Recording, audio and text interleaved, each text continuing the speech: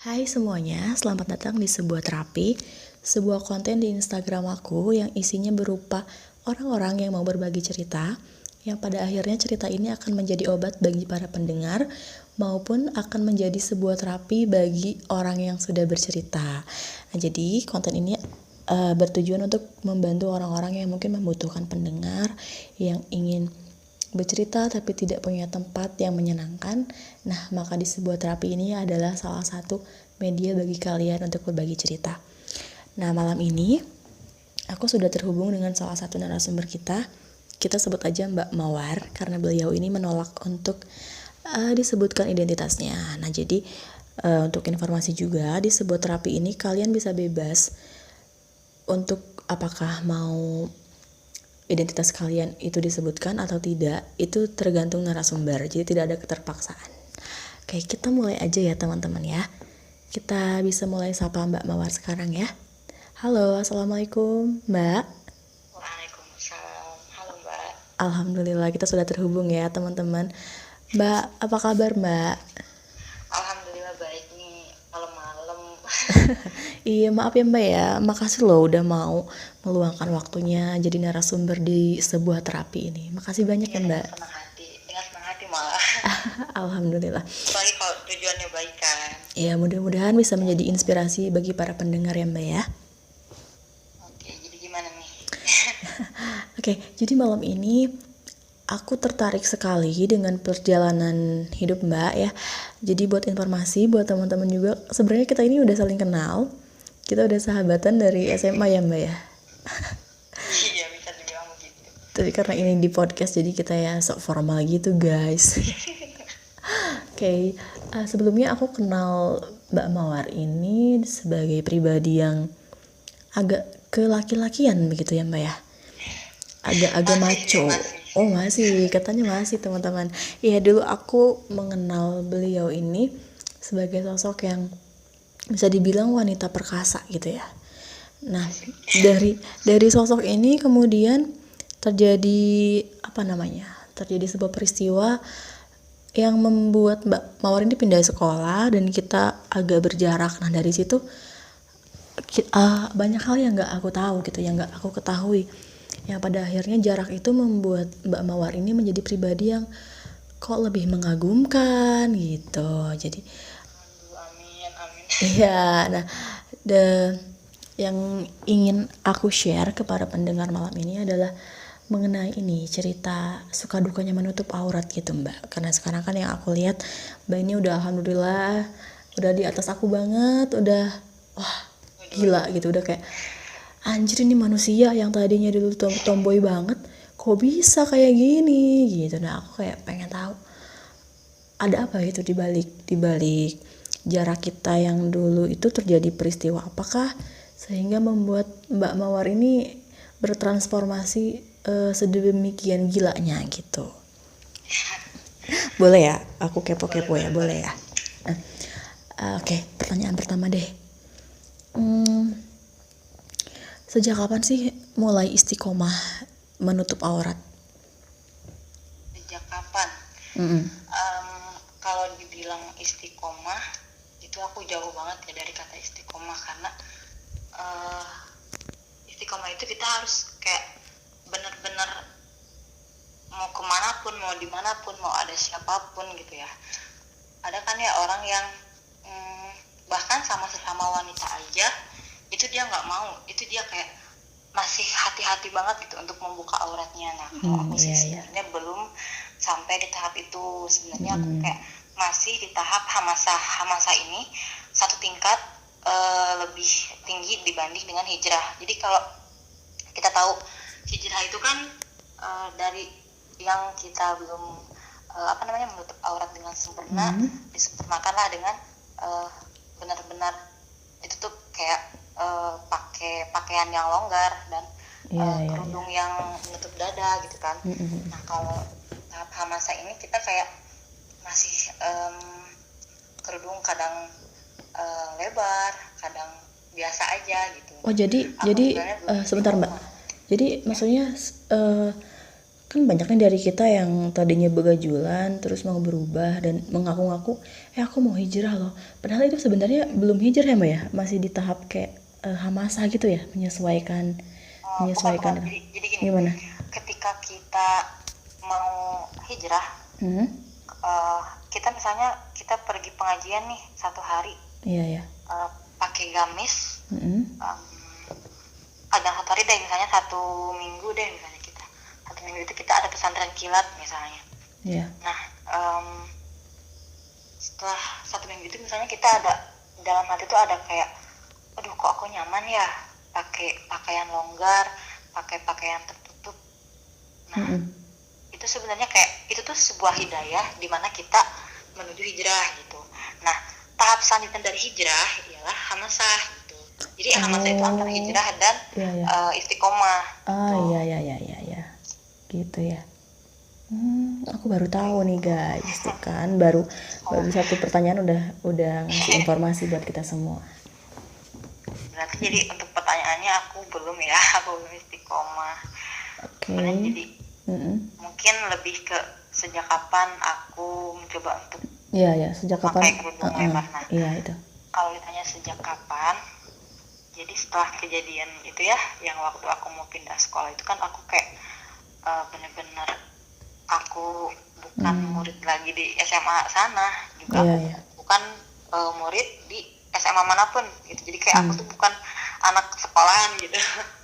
Nah, ada 1 minggu itu, waktu 1 minggu itu aku pakai untuk merenung, aku pakai untuk berpikir. Aku mikir kayak gini, kita hidup di dunia ini tuh apa sih tujuannya gitu. Aku mikir kayak gitu terus kayak mungkin orang tua aku niat mindahin aku dari sekolah sekolah formal ke pesantren itu ya niatnya baik kan.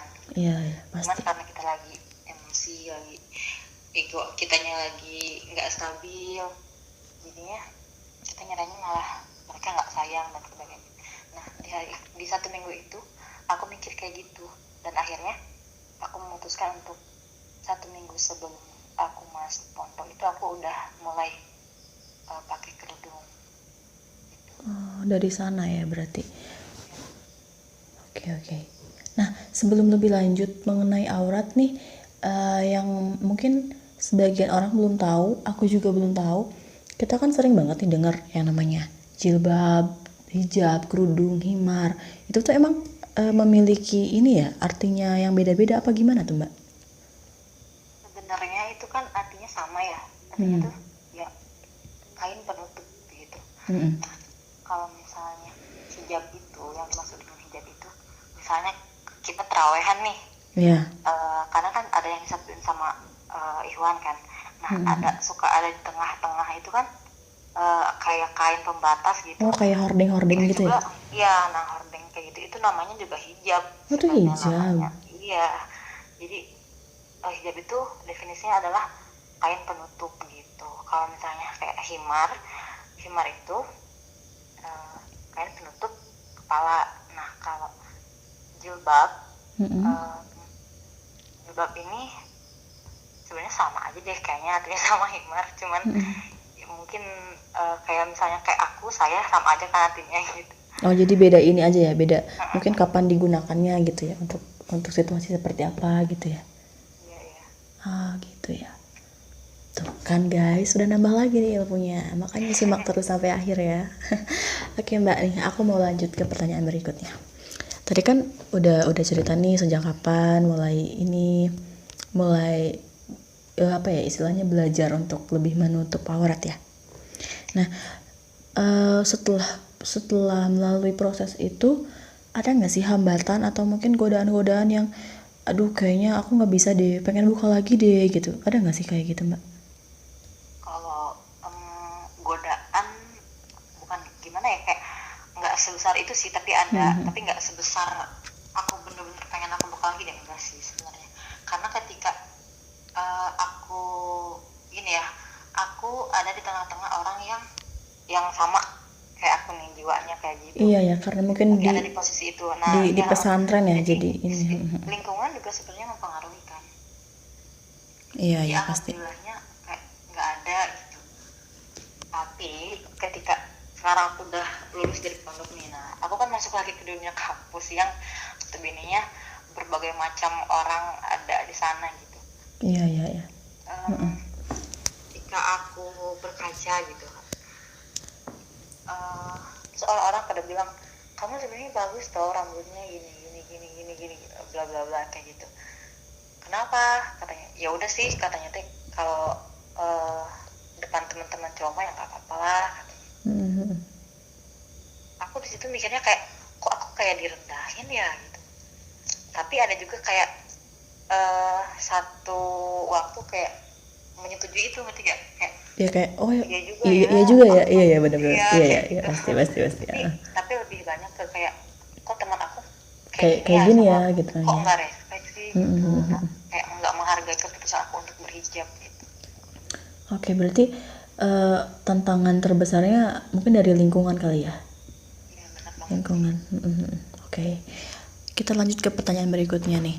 Setelah tahu tantangan terbesarnya ini, tapi kan maksudnya nggak goyah sampai mengiyakan seperti yang tadi mereka katakan kan? Masih tetap ini kan ya, masih tetap berpegang teguh lah istilahnya, mau tetap menutup aurat. Nah, selain apa ya namanya, selain untuk menutup aurat udah pasti karena emang kewajiban, ada nggak sih alasan lain yang pokoknya aku pengen nutup aurat gitu? Ada nggak? Maksudnya selain dari karena emang ini udah kewajiban aku gitu, ada nggak? Selain dari kewajiban aku, jadi satu waktu itu kan kedua orang tua aku tuh sudah bercerai ya.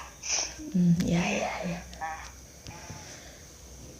pada saat itu ada satu kalimat ayah aku yang sampai detik ini aku masih mengingatnya gitu. Apa tuh? Nah, ayah aku bilang gini ke ibu aku.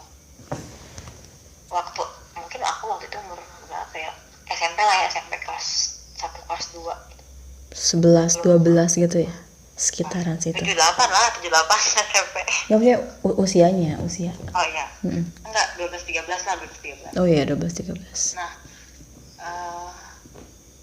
kalimat itu yang kayak bikin sakit hati banget ya sih kalau untuk seorang perempuan, apalagi sebagai anak nih statusnya.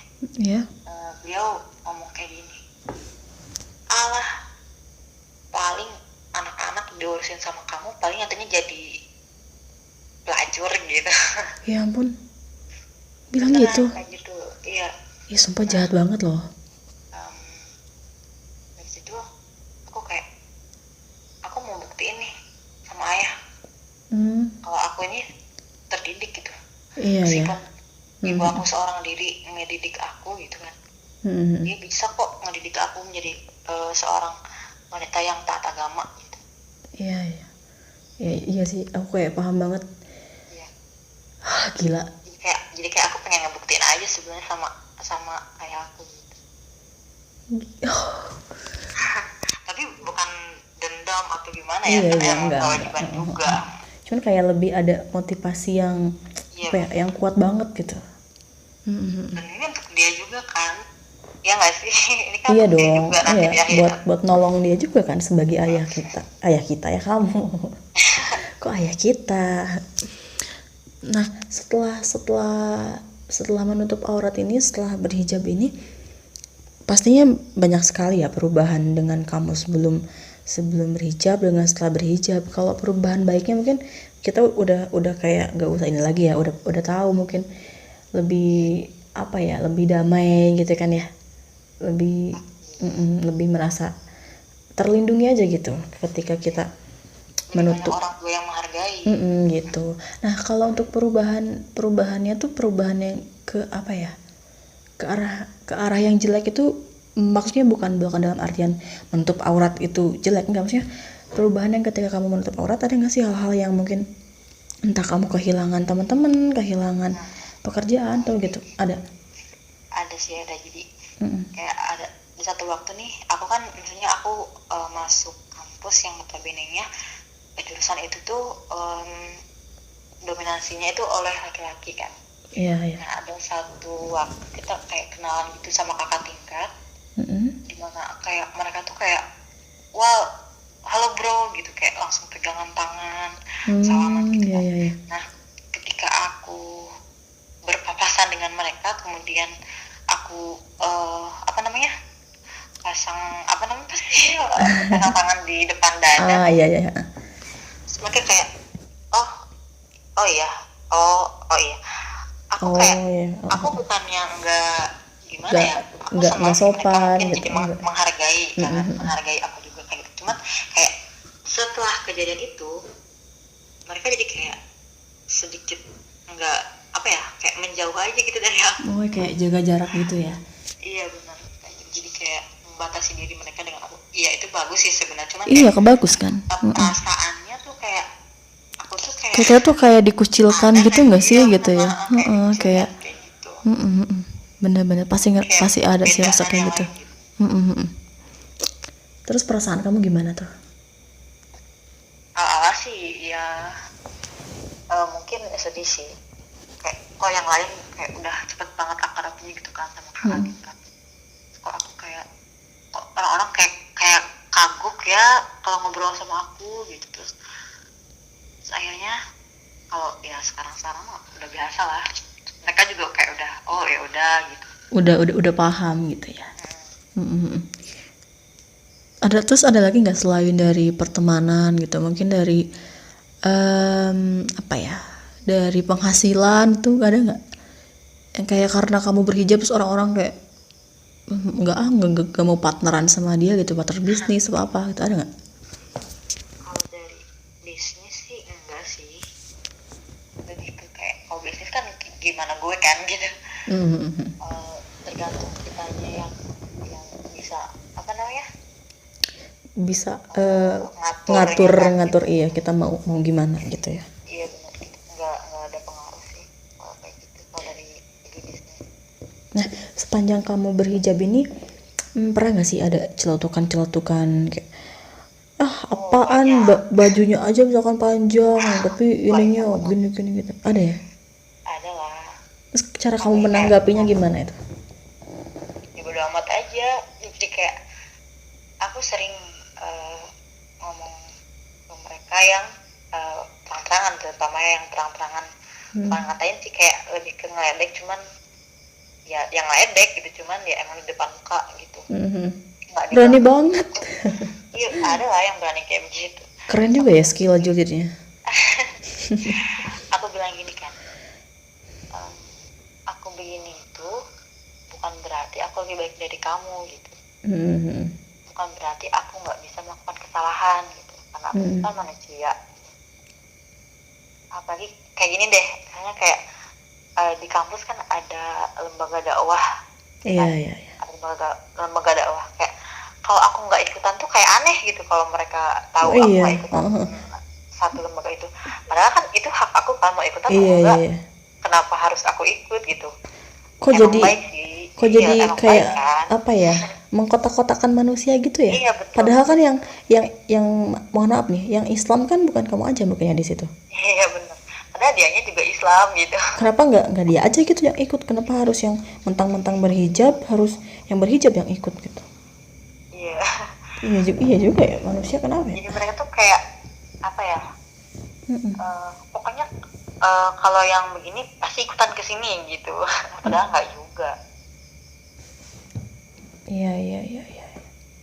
Tapi cara kamu menghadapi misalkan kan ada juga nih mungkin orang yang sengaja berlindung gitu di balik penampilannya. Itu kamu gimana menanggapi orang-orang yang apaan jilbab cuma buat nutupin doang, nutupin aib, nutupin kejelekan gitu. Gimana ya, pada dasarnya kan jilbab emang untuk itu kan, emang untuk wanita itu kan fitnah terbesar kan.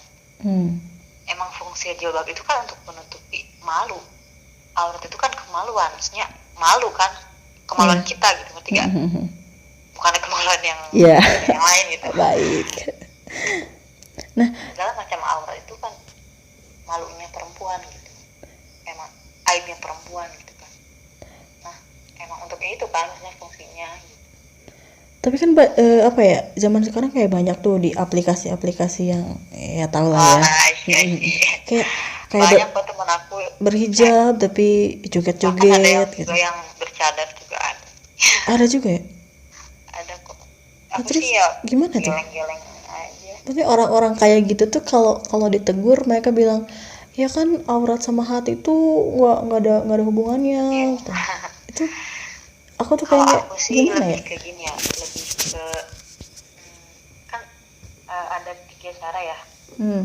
Ada 3 cara kita untuk menegur atau menolak apa sih ketika orang melakukan Iya kesalahan gitu. hal yang menyimpang. Mm-mm.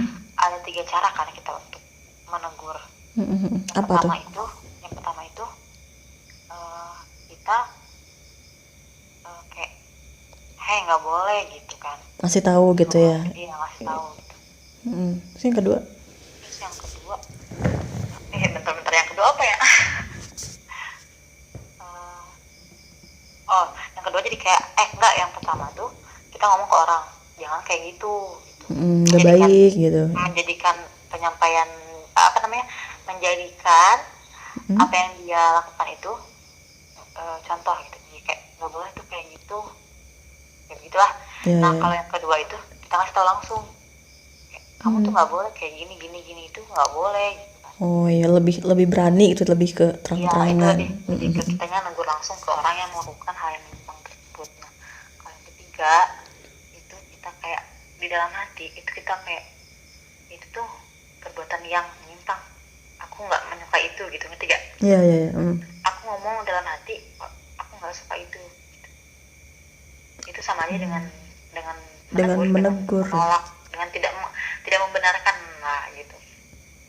Jadi kalau misalkan udah ditegur terus dianya masih ya udah sih, hidup aku tuh bukan kamu yang bayarin gitu.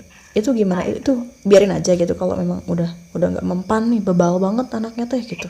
Itu sih bukan tanggung jawab kita lagi karena kita udah niatin atau kayak aku sih biasanya kayak aku ngomong dalam hati gitu, aku nggak suka itu nggak bener gitu, itu perbuatan yang nggak dibenarkan.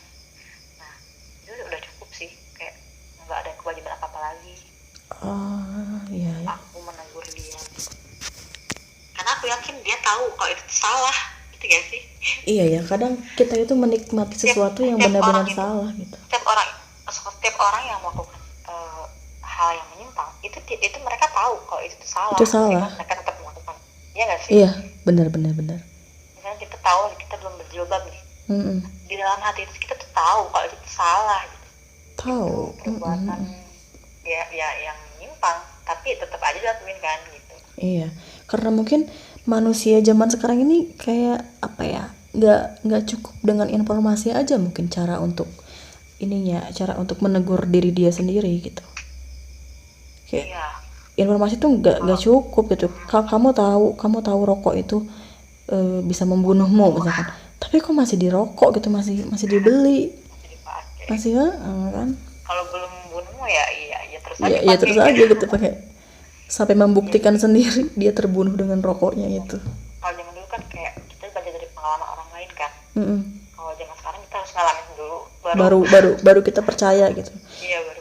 Kalau dulu kita dengar apa ya, pamali gitu kayak udah takut gitu kan ya.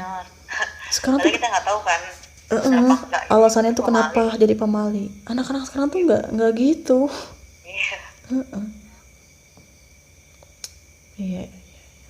Nah, terakhir deh, yang pengen banget kamu sampaikan ke seluruh wanita yang ada di bumi ini, khususnya buat perempuan-perempuan yang mendengarkan podcast ini deh, yang belum berhijab atau mungkin yang sudah berhijab, ada nggak pesan-pesannya? Assalamualaikum. Waalaikumsalam.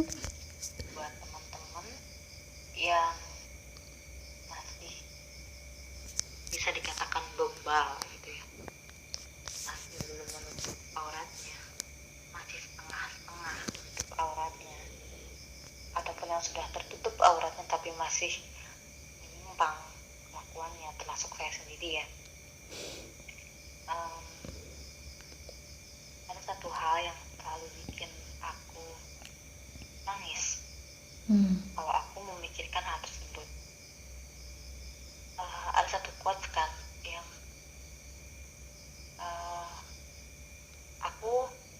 saya ada satu orang nih yang berkata besok aku mau tobat. Ternyata dianya nggak hidup lagi besoknya kan. Ada yang kayak gitu. Serem banget sumpah. Jadi maksudnya aku nggak kayak misalnya aku menutup aurat pengen melindungi abi aku nih dari api neraka segala macam bla bla bla. Itu mah menurut aku bonus ya gitu. Tapi yang lebih penting itu diri kamu sendiri nanti bagaimana gitu. Iya. Apa yang bisa kamu persiapkan setelah dunia ini berakhir. Apalagi kalau misalnya kamu berakhir sebelum dunia berakhir gitu. Yeah. Aku paling serem kalau mikirin kematian. Sama pasti semua orang itu. Nah apalagi kalau misalnya aku punya teman ya. Dia udah almarhum dalam keadaan belum berjilbab. Jujur dulu waktu aku pertama kali dengar dia udah tiada, dia udah ninggalin aku di dunia ini gitu. Aku nangis bukan karena aku nggak bisa kontekan lagi sama dia dan segala macam, bukan, tapi karena aku nangis gimana nasib dia nanti. Ya Allah, dia belum berjilbab, ya Allah maafin dia, ya Allah pokoknya aku waktu itu ya bener-bener deh nangis banget, kayak mikirin gimana nasib dia nanti gitu. Dia belum berjilbab gitu. Ya maksudnya apa boleh buat ya, kita cuma bisa kasih doa gitu kan. Untuk kita, untuk aku, untuk kamu, untuk teman-teman yang mendengarkan podcast ini, mau kapan lagi kalau nggak sekarang. Aku belum baik, dan semua nggak akan ada yang sempurna gitu kan di dunia ini. Tapi kita semua bisa berusaha untuk jadi lebih baik dari diri kita yang sebelumnya. Serem banget. Aduh. Kalau lagi kayak gini suka oke. Iya, aku mau berhijab. Aku ya kalau malam-malam tuh pasti aja kayak pikiran-pikiran kayak gini tuh pasti keluar.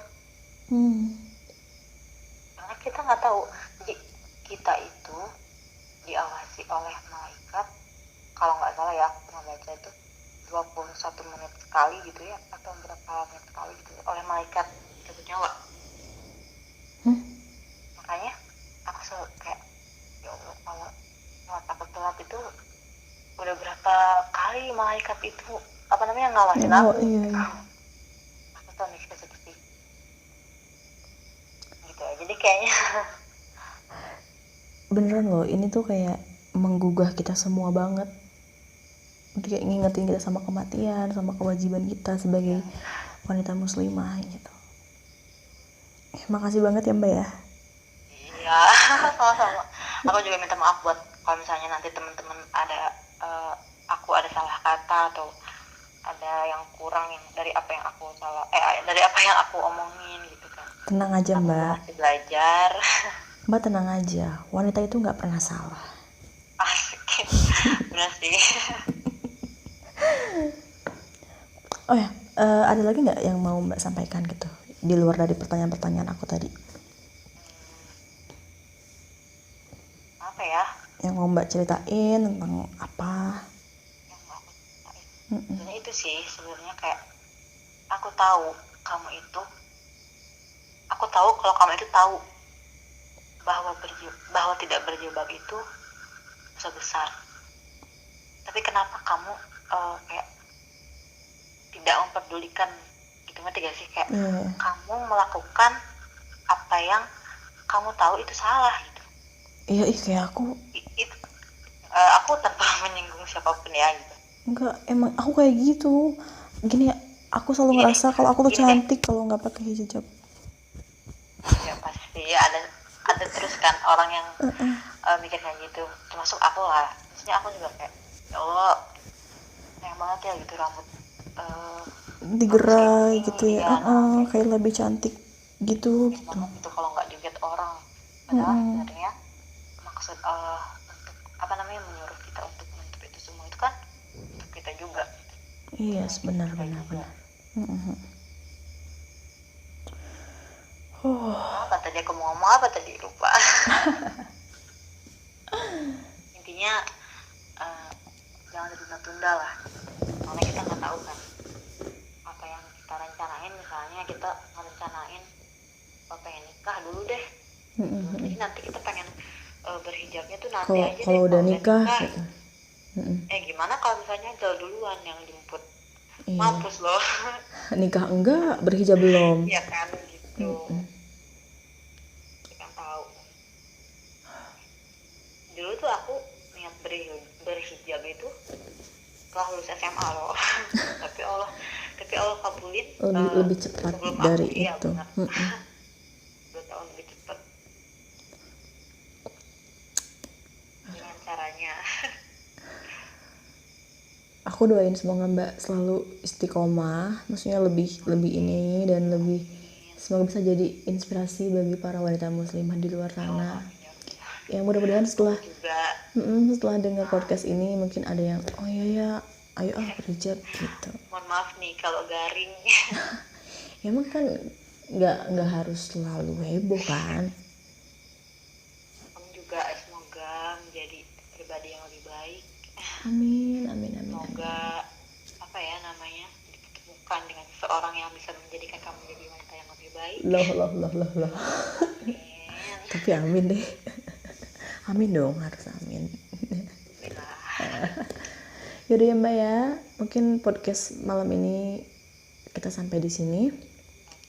Mudah-mudahan next time kita bisa ngobrol lagi dengan tema yang berbeda dan tentunya bisa menginspirasi orang lain juga. Ya. Makasih ya Mbak ya, sekali lagi makasih banget udah mau ngeluangin waktunya. Ya. Nah, gitu aja teman-teman podcast malam ini. Makasih buat kalian yang udah dengerin. Semoga banyak pelajaran yang dapat kalian ambil, yang tentunya bisa jadi terapi buat diri kalian. Jangan lupa saksikan terus sebuah terapi di Instagram aku, Deliana Rehani. Jangan lupa follow.